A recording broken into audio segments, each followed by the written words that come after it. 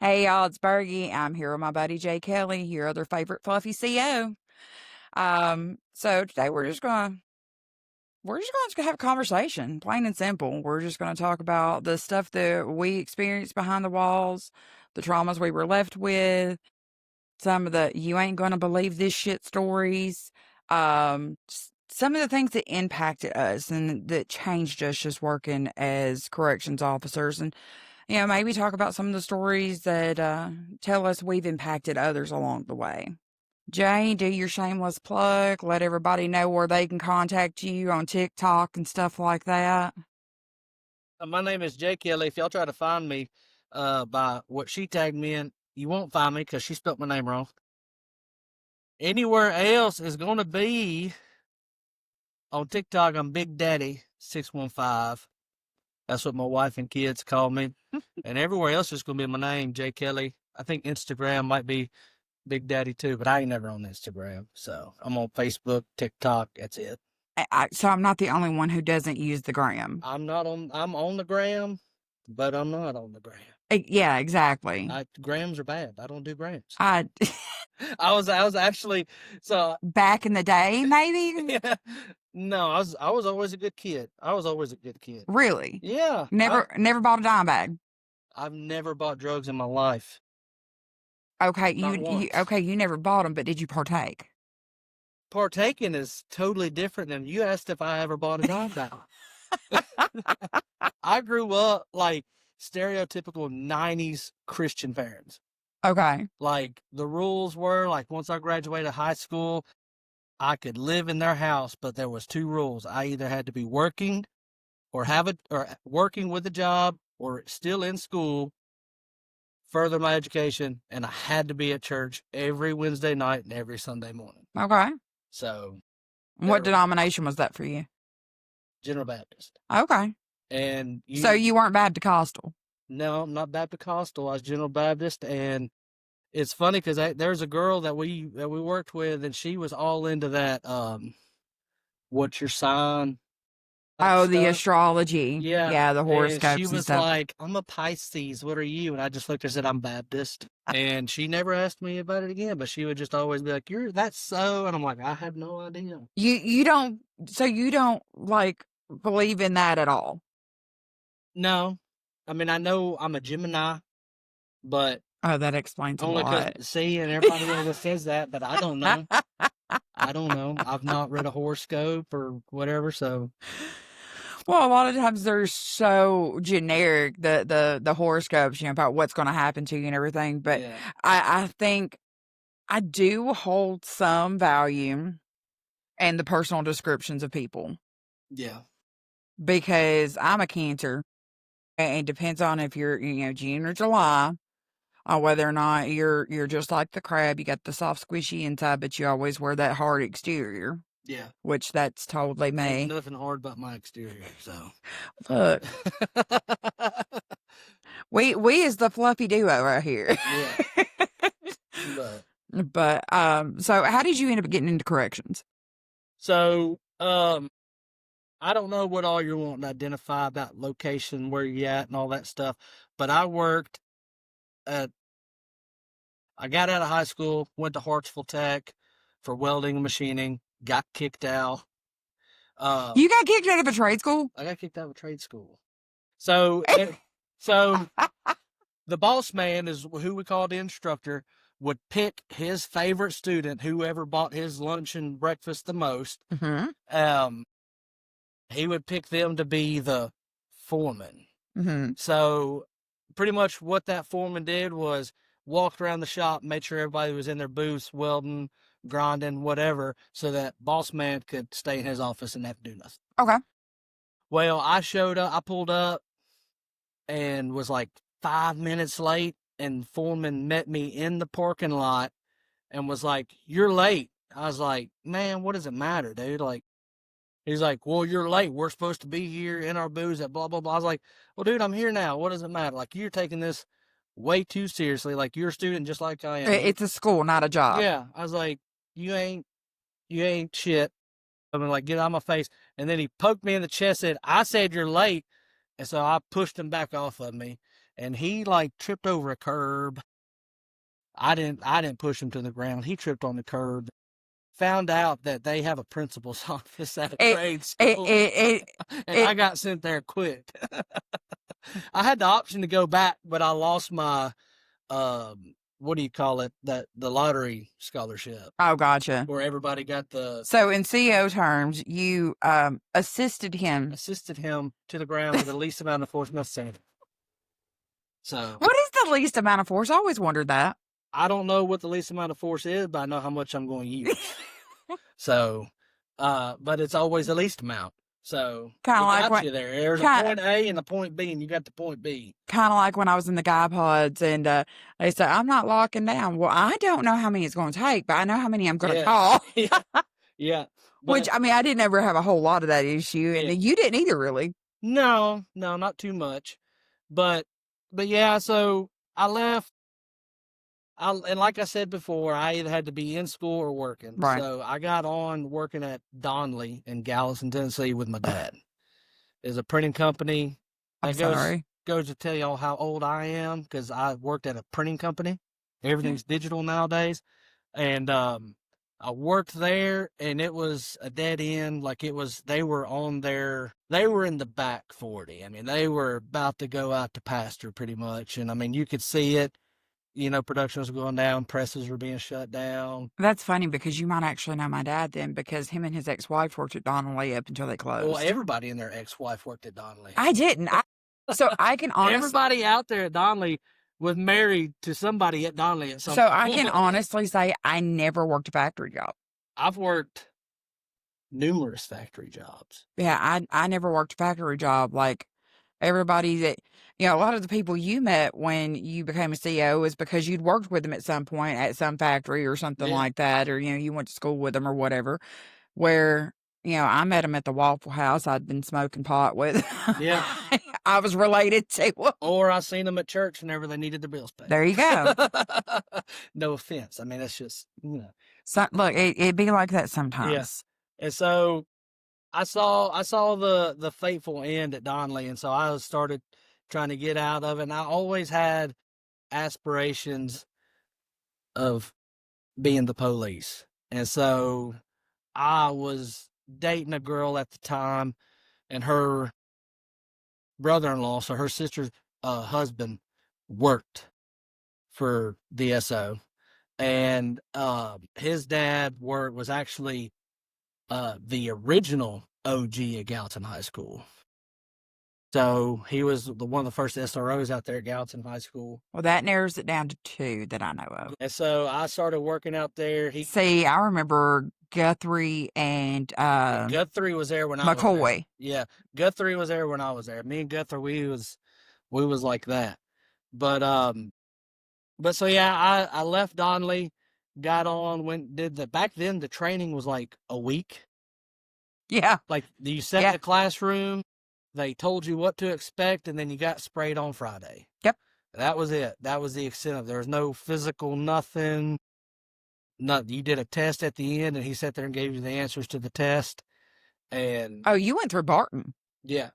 Yeah, you went through Barton. I went through Miss Dawn. Yeah. So I went through Donna the second time. Yeah. So, but yeah, so then that's how I got into corrections, and I mean, just really wanting to use it as a stepping stone to the road. Yeah, see, I'm glad I didn't go through Barton's class, because me and Barton actually went to high school together. Yeah. And he ended up marrying my best friend, Lisa. Oh, really? Okay. Oh, yeah. Yeah, he was too sweet and innocent for me then. And that's something else. Well, we can get to that. Yeah, he was too sweet and innocent for me then, but he was I like to see him now, there's nothing sweet nor innocent. I liked Barton. Me and him were cool. We kind of understood each other, but there was a huge red flag whenever we were in there for that week, and he had a limp, and he's like, "Sorry guys, my kid stabbed me in the leg with a kitchen knife," and I'm like, and this is the guy that's supposed to tell us how to, if we got to go hands on with somebody, a criminal, and he's getting stabbed by a toddler. But no hate to Barton. I love Barton. He was a good dude, and I got along with him back whenever If you release it. understood that family dynamic, and according to Lisa, if you lived with him, you would understand why things happen to him the Yeah. way they do. He literally said like he was still in his jail uniform and like walked in the door and his son just whack right in the leg and just God, that's when he was tiny then. Yeah. Oh God. So you know the story. Yeah, yeah. But So, yes, what year did you start? I started, and gosh, I started May 13th, or no, May 6th. I'm sorry, May 6th of 2013. And I was so serious about it. Like, this is how serious I was. So you started when you were still a baby. Yes, I was. Because you're younger than me. I was 2 years out of high school. Yeah, because you're younger than me. I didn't start till I was in my 30s. Yeah, I was 20 years old when I started. I celebrated my 21st birthday in jail. in jail. but in a uniform, not stripes. I was on gotcha. the right side. Okay.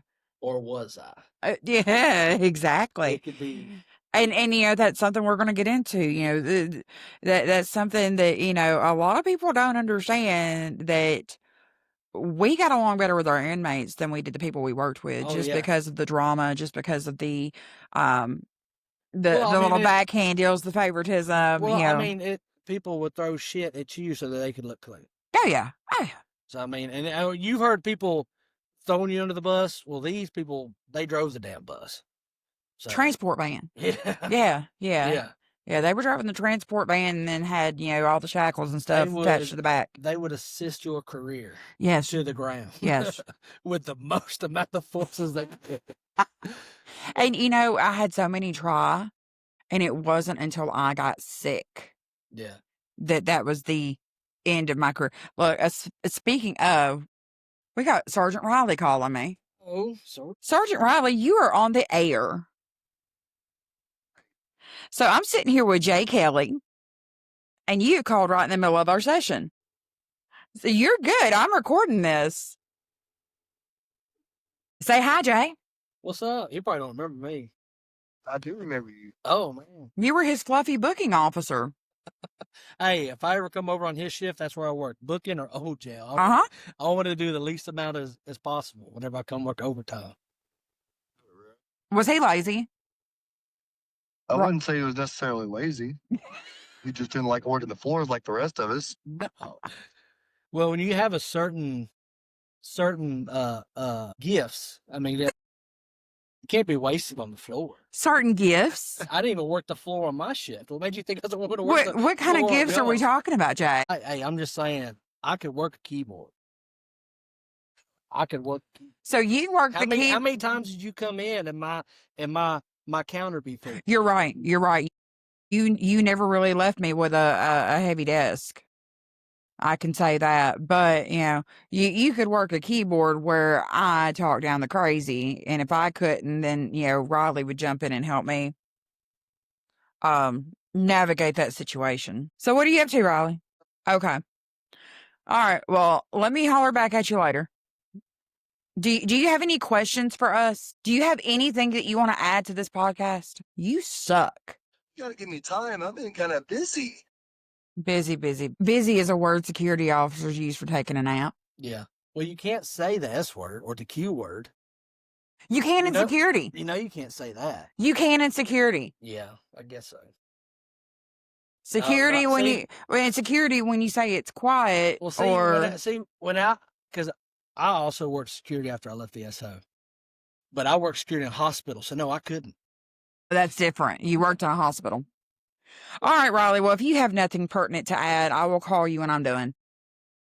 All I got to say is startup is bliss. That is amazing. I love to hear that. All right. Talk to you soon, hon. All right, bye. Yeah, how fucked up is it that I leave the jail where he was my sergeant, and then he gives me a job 2 days later where now he's my major.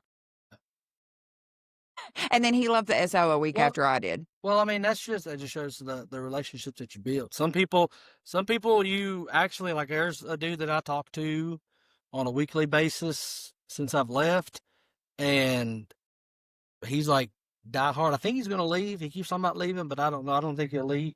But they all say they're going to leave. I mean, I said I was leaving for 5 years. Well, go ahead and give a little Riley says, you got to give me a warning before you just throw me into something like that. No. No, there are no warnings. But We are like Joe Rogan. We're just rolling with this shit. But now to give just like a little teaser for the end of the story, I would have never left the jail if I wasn't fired. I'd have never left. I would have stayed miserable and told myself the benefits are worth it. The benefits were worth it. Well, when you work 50% of the year before you take time off, I mean, and we would hate it now. Practically free health care. We would hate it now because they took away the birthdays. See, they had just started that. Yeah, so they took away the birthdays.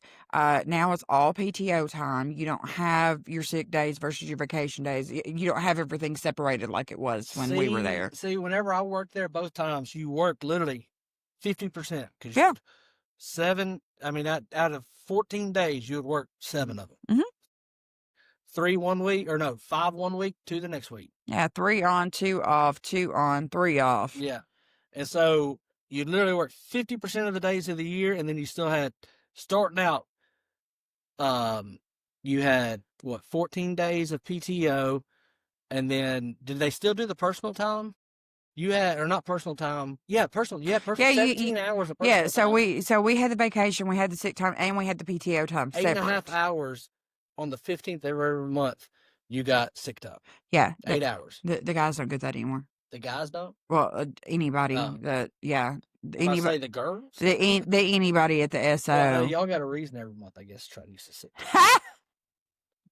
No, that's when we do our best job. We're the most feral. Yeah, they're like, no, y'all got to be here. Look, you have no idea. Like, as a female working in corrections, especially when you work female pods, so when women are together for a long period of time, they cycle up.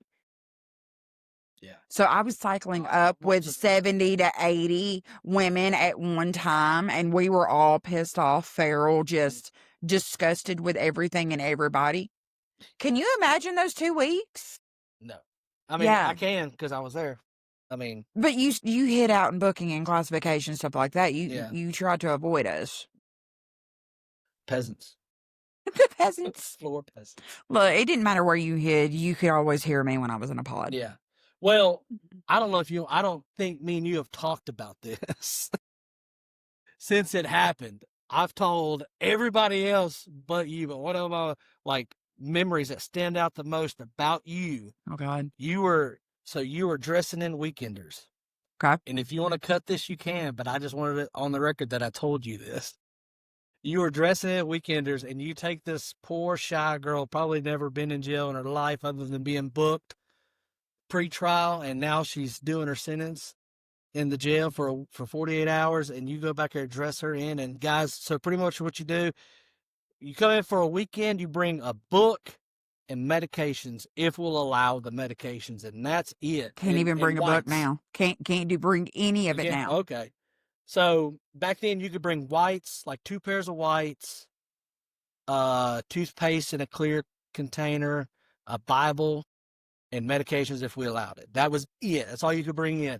Well, this poor girl, I don't know what all she had. I just remember you walking her into the dress out room, and it wasn't the one around the corner. It was the one right at the end of the classification desk. And I hear you, like, the door did nothing, because you could hear every word. Like, ma'am, I need you to strip down everything. Hurry up. I got more people behind you. We need to get this done. All right, now I need you to spread your feet, and I need you to squat and cough. And I hear the tiniest little, and the next words that came out of your mouth was, no, honey, I need you to make that thing wink at me. And I was if it don't wink, it don't count. You can ask any of my girls. I was just like, this is like, what in the world? I'm just like, no. Like, my face, I'm hard to blush. And like, I went over to booking. I was like, I got to book all these weekenders in. This is. But, no, and that's why I ended up catching more shit than any other female that did dress outs and stuff like that, other than Meadows. Yeah, is because of the simple fact, no, if both ends don't go, it don't count. Yeah. It's got to flex. Well, see, and you can ask any woman that was in the pod with me, did a dress out with me, trustees, homeward bound, any of them. They'll still tell you to this day, if it don't wink, it don't count. Well, ask any male CEO. Exactly. Exactly. Look, I have lost my shit And you know how I know that in classification because so much stuff was coming in. Well, there was one night y'all sent y'all's guys in, and y'all had strip searched this guy twice. Y'all couldn't strip search him anymore. But like the smell of weed on this guy was so strong. Oh, and yes. It was like he had dreads, and he was like, "Man, Yes. I just smoked before I come in. It's in my dreads." And I told you, that's fresh. That he was sitting in the tank, and I said, "God, can I get a contact high just from walking in the room?" Y'all ordered an X-ray, and they hadn't come in, and I took them back there. I asked, like, "Can I strip search them?" They have. It's not going to be harassment if I do. I'm new. Right, you're a new shift, yeah. New shift. So I took him back there, and we strip searched him. Went ahead. We just dressed him out. I was like, this guy's not going anywhere. And it was me and I don't want to say names, but TC is what I'll say. Big dude was on my shift. No neck. No, he had a neck. He used to be skinny back in the day, but now he's like, here. Oh, hold on. So anyways, me and him, we went in there and we strip searched him and we found it. And all, dude, we were so happy. Day shift couldn't find it. Yes, I know who you're talking about. Okay, yeah. So he just went back. Yeah. Okay, gotcha. Well, it ain't gonna come up. I'm gonna call it out, Terry. Yeah, I wasn't gonna say his name. Look, only because he just went back. Yeah. So, but yeah. So we found. I remember like I was like, but that just goes to show like it was right there. Like all you had to do, like he had it taped under a sack. Yeah. Yeah, like, all you had to do was just look. Look, I fussed and complained about my guys all the time because I couldn't, at that point in time, they would not allow females to do any kind of strip searches. And it's not the most pertinent situation or whatever, but I knew the guys were not doing their job. Yeah. Because, I mean, come on, the tank is right there. Yeah. Like, you literally have them stand up, lift the sack, bend over. I mean, yeah. There's nothing homo about it. I mean, no, it's just your job. And that, I just looked at it as if that stuff made it up there and I put eyes on them, that was going to come back on me. All I know is that was like fentanyl was getting really bad. Oh yeah. Too. So I mean, it's just. But this was some dank. This was some of the old school dro. Like I remember I was out in the Sallyport. I was just like, golly. And then whenever I walked in, I asked you, I was like, did y'all strip search that guy? And you said twice. And was I not skeptical? Yeah, you told me he had stuff on him. Because y'all know how much we found on him? Yeah, do you remember how much we found on him? We found like an ounce on him, right? An ounce and 40 Xanax. I forgot about the Xanax, but no, 40 Xanax. There was a nug that big. I was like, he was taking the nug. It wasn't the third testicle, I'll tell you that. But I thought we quit talking about Barton. I didn't know that. Learn something new every day. But yeah. Yeah, and it was just, and then the weekends too, it was just awful because like I would always come in and so I started coming in early because none of the males would be done. No, never. Never. They were like, what the females are doing there is like, there's 2 dress out rooms or, And the thing is, I was one of the only ones that would try to start at like 5:30. You would at least have them pre-booked. Yeah, I did try Folders made. I did try, and they got to where we couldn't do that anymore. So booking became like a whole different beast when I went to NCIC and then came back. Like they changed so many rules that 6 months I was gone, and booking became a struggle because then I went to night shift instead of day shift. Yeah. So yeah, now whole new respect for the night shift bookings thing. Y'all crap about us. We have court. Look, I never said anything behind your back that I did not say to your face. Actually, do you remember the first time we met down there? I think I was coming in to do weekend. Like I hadn't officially been put back into booking. I think I was still down there with Brian Anderson at the time. You were in classification. And I said something about like, what in the world do we have going on down here? Something you turned around and you was like, oh honey, you don't know who I am. And, And Gigi said, well, you don't know who he is, but y'all gonna find out sooner enough. And I got put booking. Yeah, we were We were both You tried being sassy. You don't know who I am. look trying. I am sassy. We were both alphas in our own right when Yeah. it came to that job, for sure. You know, you were an alpha on nights, especially downstairs, and I had kind of just bounced around everywhere, and like wherever I went, like if it was getting done. Yeah. Oh, and I remember I tried pushing it off to get NCIC trained, because then I knew as soon as I got NCIC trained, I was like, I'm about to be doing all of this.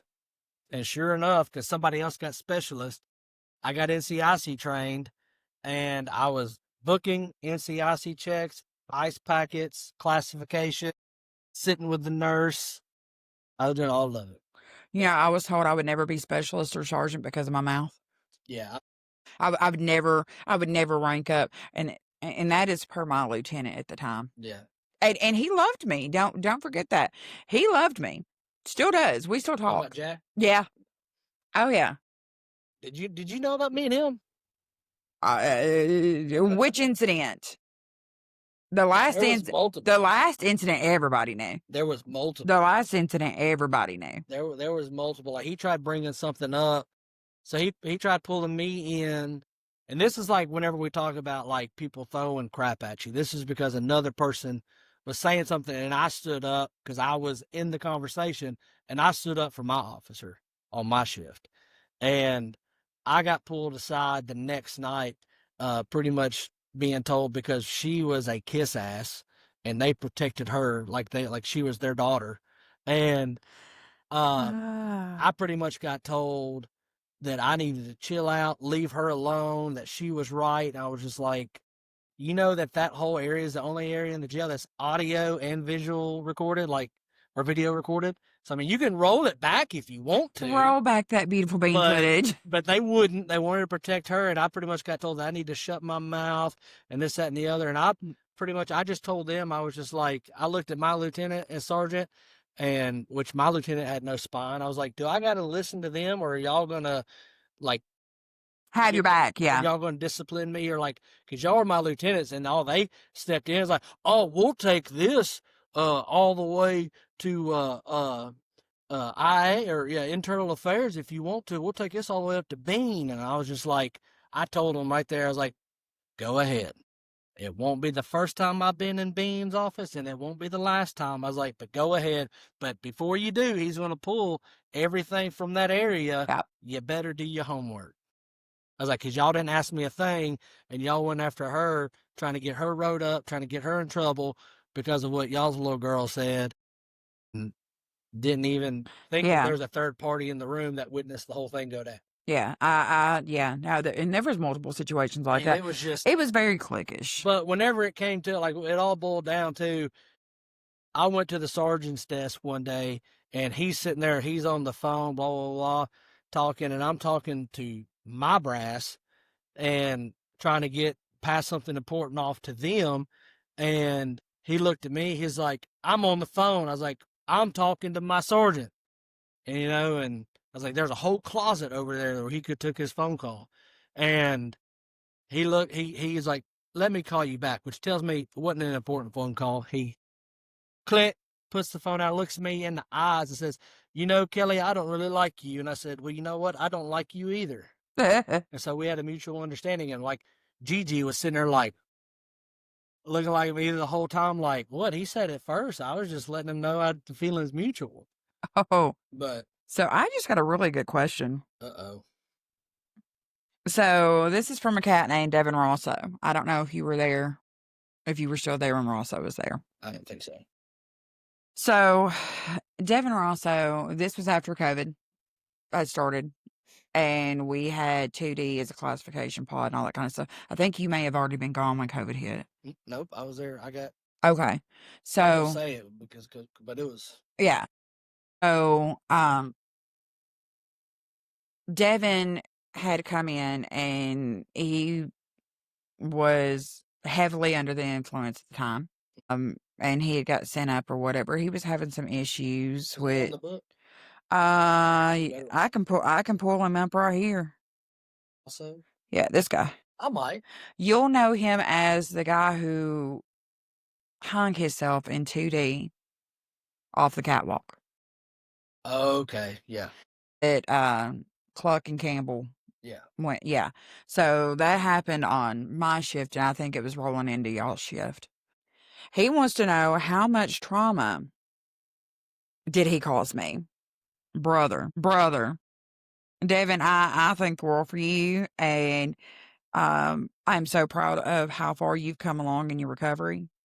Because the picture I just showed him of you compared to when we met you, night and day. But so Devin had attempted suicide, in 2 Delta. And at that point in time, we were only doing Rex one cell at a time to create less cross contamination for COVID. Was it 2? An appearance. Okay. Create an appearance. So him and his cellies had come out. His cellies came out, I guess, checked the box, whatever, went back to their cell. Well, while they're doing their thing, he runs in, gets the sheet, this, that, and the other. They went back to bed. Well, while they're in their bunks, you can clearly see on camera, right there of the row of 201 to 206. He was right in the middle, about 204, 205. He ties off the sheet, puts it around his neck, and then he lowers himself off the catwalk. He hung for 8 minutes from that catwalk. And the CO had literally just come and put them out, left for 8 minutes to go do rounds or something in another pod. Do we need to specify how that pod is supposed to be treated? Yeah, specify it for me.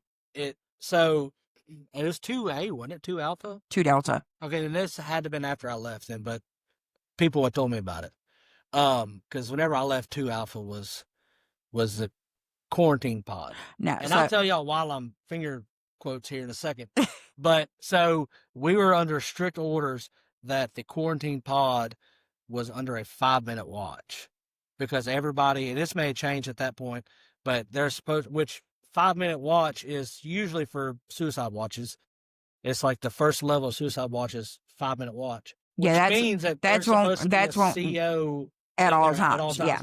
Anytime that there's a pod lockdown with Rex going on, that's like how, yeah, the whole was. And that's pretty much how this was supposed to have been. And if you leave, you're supposed to be relieved. There's supposed to be a CO in there. Right. But at that point in time, that's when everybody has started jumping ship. Everybody has started leaving and going to different jobs and going back to school, things like that. And so this was height of 2020 COVID. So literally he was gone for 8 minutes, maybe 10, if you count in the time that he, took to drop himself down, all that stuff or whatever.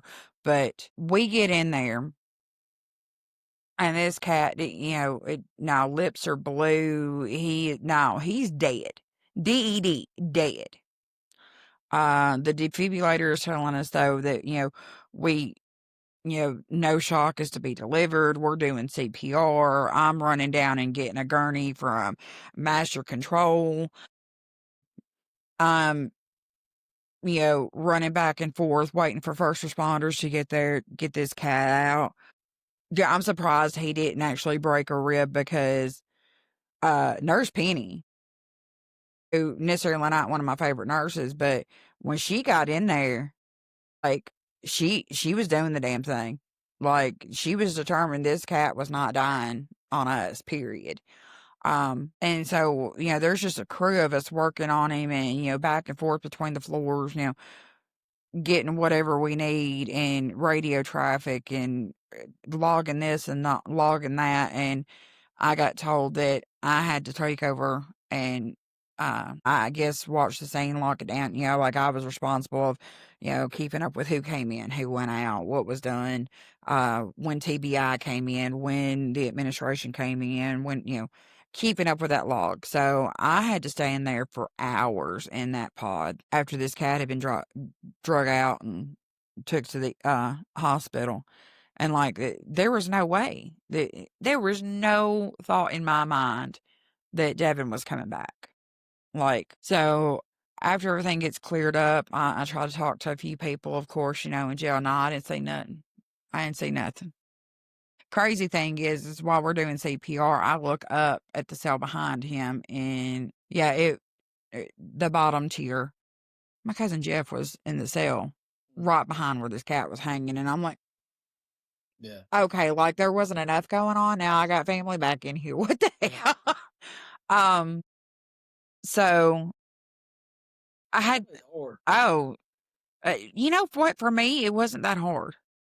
Well, I say hard is it's not hard seeing them in there. It's hard whenever I don't know if your brass did this, but whenever my nephew was in there and I was on shift, I got told to go down there and deal with it, which was against policy. But I was the only one that could get them calm. Yeah, as long as I was upfront with them of, hey, this person came in, it's my cousin, it's my, stepbrothers, whatever. They said, is like, you know the rules, fair, firm, consistent, don't matter what you do. And, yeah, there were times where I got called in to, get somebody killed or whatever. But so with Devin, though, I had to go back downstairs after we get the pod cleared and everything cleaned up, and I have to watch the video again to make sure that my log matches up with the video and, log in anything that I didn't see and plug in those times for the records. And having to watch that 8 minutes of him hanging there and just doing that small little spin from the catwalk. You are the reason why I cannot go into a fucking haunted house, Devin Rosso. How many times do you go into a haunted house and there's always one room or something that's got something or somebody or, whatever hanging from the ceiling? Just, no, I can't. And I like haunted houses. So yes, no, I had to do a little bit of counseling and everything over you. But what really threw me was 3 days later.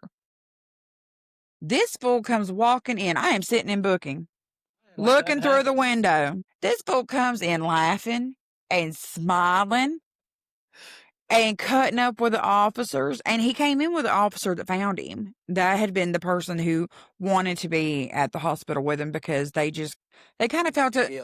Yeah, they felt a sense of responsibility. And I get that. But yeah, and that also shows, that there was some care there. Yeah. We actually do care about what happens to the people that are, having to live within inside those walls. I saw a ghost. There was no way I saw this cat walking in laughing and talking. No, 3 days ago, you were blue. You had no color to your face. I could barely get a pulse. And you're walking in here like nothing happened. And so he's like, I don't remember anything. I don't remember anything. And I remember it was something about an anniversary with him and his wife, and they were going through some marital issues and stuff like that. And he just had a lot going on. Like, he actually opened up and talked to me about it. But that was just the first attempt. No, we moved him to 1A, 1 alpha male. Some idiot was working the floor, and maintenance had been doing work on the cage. Yeah. From where Jesse Endicott had tore off some pieces because, he was the little spider monkey. He climbed on the AC. He climbed on the cage. Like, the little Mr. T looking Lucky Charms. I remember when he climbed on top of the AC unit. That was him and Barnhill. They brought a deputy in and said, I will tase you. That was him and Mark Anthony. Yeah. And they were cousins, and they loved to fight just to fight. Like, we could put them in the chairs, and they would, like, that was fun. Yeah. But so Devin didn't get his way about something, and maintenance had left a ladder, and the CO did not stay in there. Which, by the way, 1A is also a direct supervision pod. It was at this point in time, yeah. Technically, when anytime maintenance is in a pod and everything, they're supposed to be locked down. It's supposed to be behind that cell door, closed, whatever. I left a ladder. Once again, this fool goes and gets something, has it tied off to the sprinkler pipe and everything. And he's going to go, and it was Scott that responded with me. So you had us two crazy whisperers, and it just Devin, the amount of sleep that you caused me to lose. Look, the gray hair, like this, most of this is you, Bubba. That first year you were there, yeah, no, most of that's you, Bubba. But look, all I got to say is that you had an angel on your back to have survived not only your addictions, um, the suicide attempts, and just surviving having to be in that place with me. Yeah.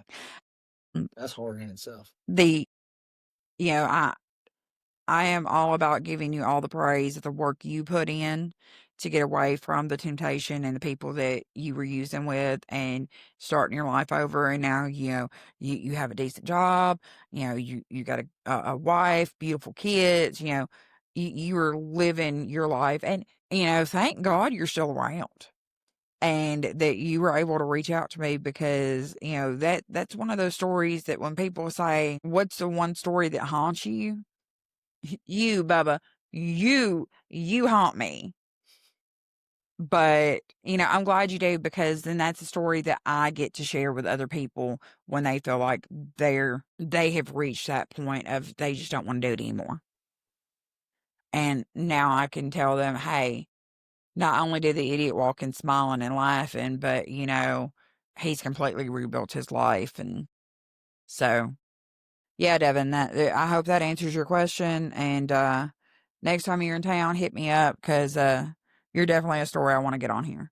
Yeah, and that I know I come off pretty rough around the edges, and I ain't got the cleanest of mouths, but I will say though, like to go through all that and to still be here, bud, like there's a reason why. So don't take it for granted.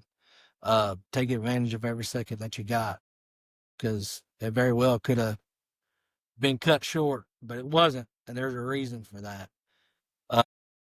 But yeah, see, like I don't really have any stories that haunt me though, because I feel like I cared about the people, and like some people would come, it's like a revolving door. They'd be out, and then 30 days they'd be back. I mean, it kind of became a joke, like, oh well, you're back, but like Oh, Devin came back for a second round. I honestly like if you got out, like I wish the best for you, and like didn't want you to come back. Like I wanted you to make better choices, but with the county and everything, like there's really not a whole lot of resources, which I want to props to you for trying to, help develop those resources for people. And that's so that, cause the recidivism rate is crazy. But I mean, but when that's your piggy bank though, I mean, do you really want people to rehabilitate? I mean, that's neither here nor there, but I mean, it's just, I honestly, there's a lot of people that go in there, they put on that shirt with that sewed on badge and it goes to their head. They're like, I've got authority over you. And no, you didn't.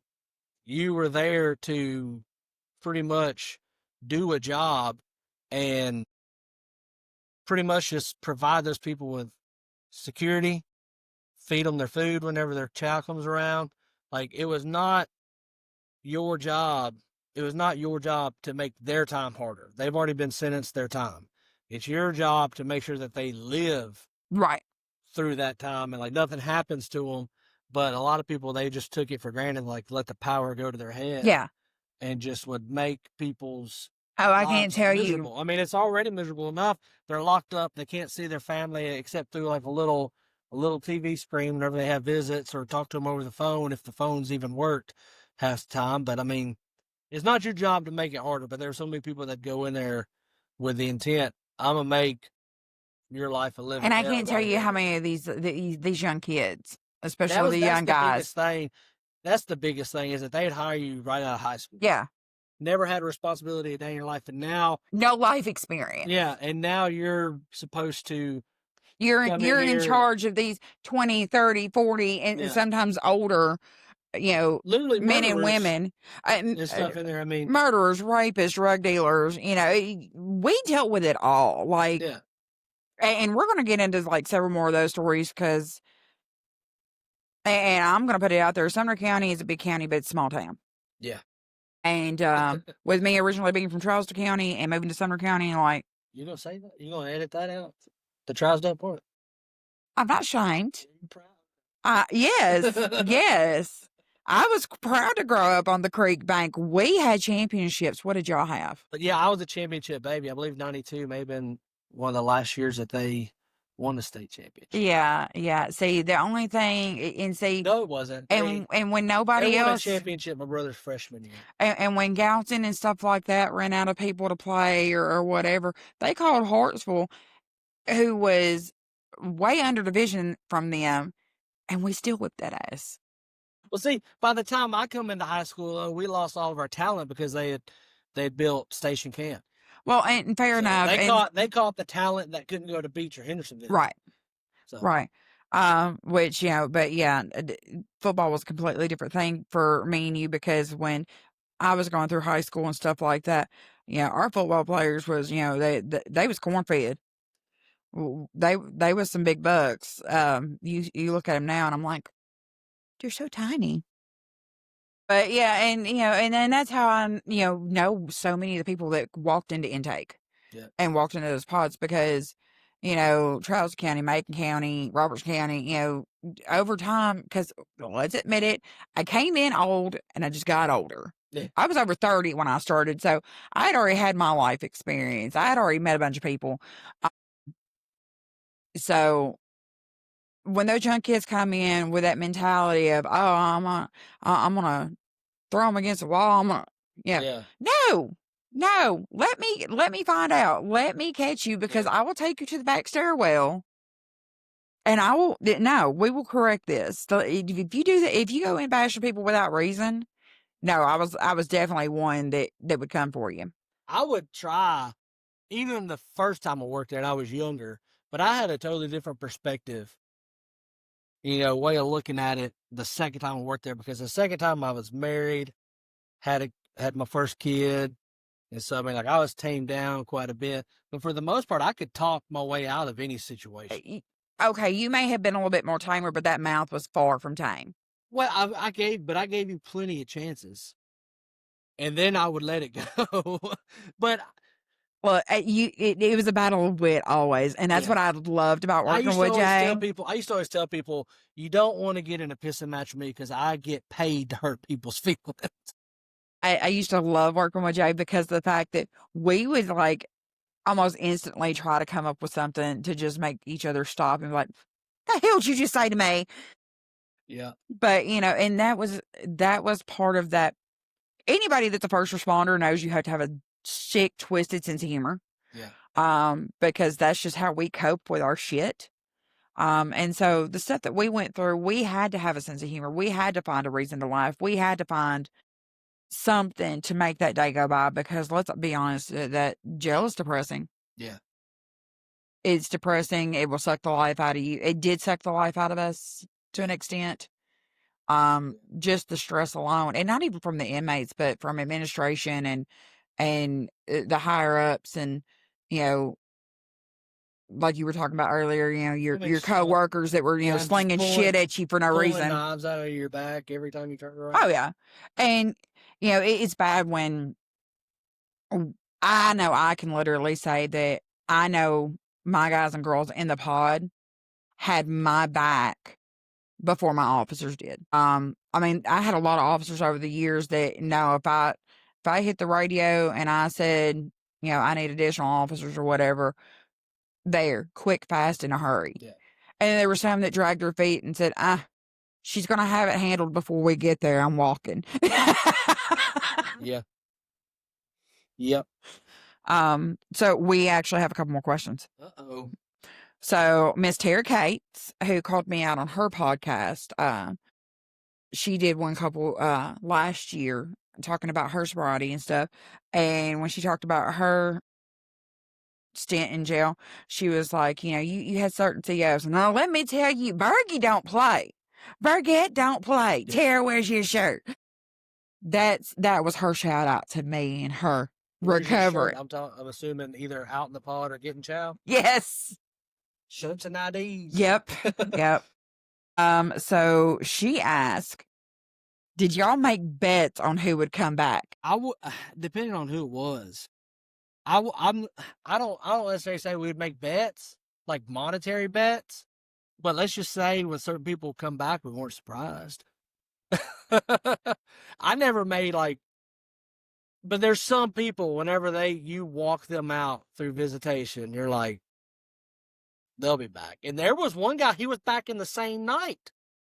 Less than 12 hours. He got booked for a site, but he was too drunk that they couldn't, so he had to sleep it off and then released him and then was back. He was back in the daggum cell whenever I'm sorry, it wasn't the same night. He was back in the cell, same clothes, everything, whenever I come back, 7 p.m. Let me just say that if I had made bets, like actually put money on it. We could be on to something here, like DraftKings. Yes! I would not have had to work the overtime that I did through some of those times. Like a fantasy inmate league or something? Like Baskerville all the way. Yeah. Marcus, I know you're doing better, but yeah, no, if I would have a story about him too. Who doesn't have a story about Marcus? But if I was to make the bets, yeah, no, I'd have been sitting pretty. I'd have been sitting pretty, especially certain ones, yeah. There's one guy, he would come in all the time for driving on suspended, and then would go straight to old jail. And I didn't see him there the second time I worked there, but he would go in, he would do his 60 days, he'd get out, and then about a month or so later, he'd be right back in, driving on suspended. You already know it. He's like, you want to go ahead and take me back to old jail? I was like, no, unfortunately, you got to get sentenced first, buddy. Within about a week, you'd be sentenced. Yep. He's like, I told you I'd be back down there. I was like, I never doubted it. There was multiple like that, but we knew that when there were certain ones that when they came in and we knew they were going to get a quick sentence, and they actually did the work. Yeah. And so it was so much easier for them to automatically get back on trustee. There was certain ones that, they actually upheld the whole trust to the trustee. Now, did you ever have that vision, like that kind of like foreshadowing that you would kind of that 6th sense? Yeah. Like you'd be sitting there like, I wonder how so-and-so's doing. I haven't, I hope they're doing good. And then within a week, here they come. As I called it, the Beetlejuice. Yeah. If you don't talk about it. If you said somebody's name at least 3 times, they were bound to come back. And there were so many that somebody would say a first name, and I'm like, don't you dare finish that sentence. Don't you dare finish that story. Like, no, we're not going to talk about it. Hear no evil, see no evil. Yeah, no, absolutely. People say in the comments on like TikTok stuff all the time, like I cleanse myself energy. Like, yeah. And we were a couple of the CEOs that actually, we could have started the whole trend of we listen and we don't judge years ago. Yeah. So she asked another question. Do you know every CEO's nickname that we gave y'all? I told her to spill, but I know I had several. Yeah. Mine started off in 1C with Burgylicious. Because there was a Burgett and a Burgess. Yeah. Somehow or another, I became Burgylicious, which got shortened to Burgy. Hence why I still go by that now, because there's so many people that still to this day Burgy, because they couldn't say Burgett, couldn't say Burgett. Jack would try to charge that Burgett. Yeah. That was my Joe Dirt version, Burgett. For the most part, my nicknames ranged from Burgylicious, Burgy, fat ass bitch, fat ass, the infamous Big Baby. Yeah.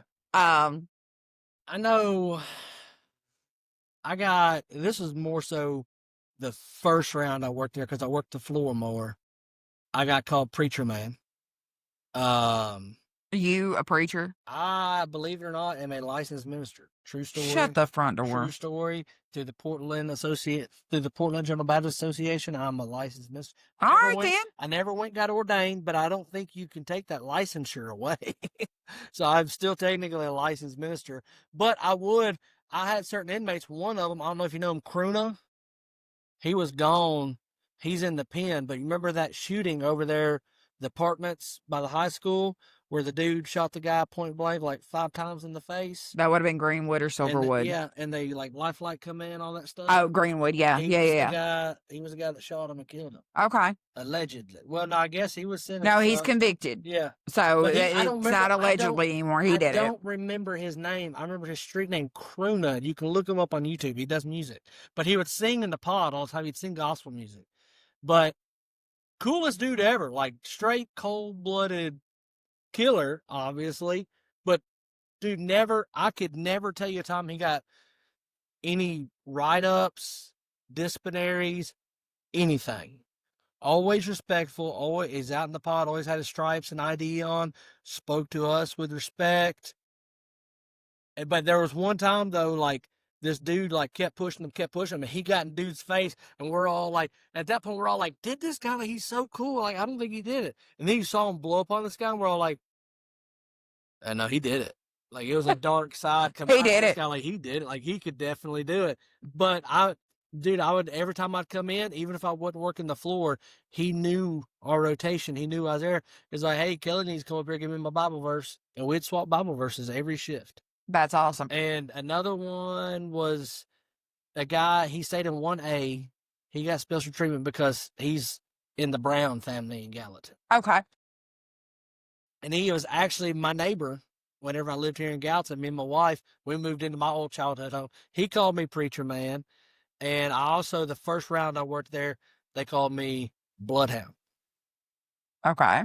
Because I could be on Tower 1 and go all the way to Tower 3 straight to the cell where they were smoking and be like, it's right here. All right, so we're reaching an hour mark. So we're going to cut this episode and we're going to start another one. We're just going to do a whole series with my fluffy friend Jay. And we're just going to keep talking about just this shit we went through. So tune in to the next episode next week. Bye, guys.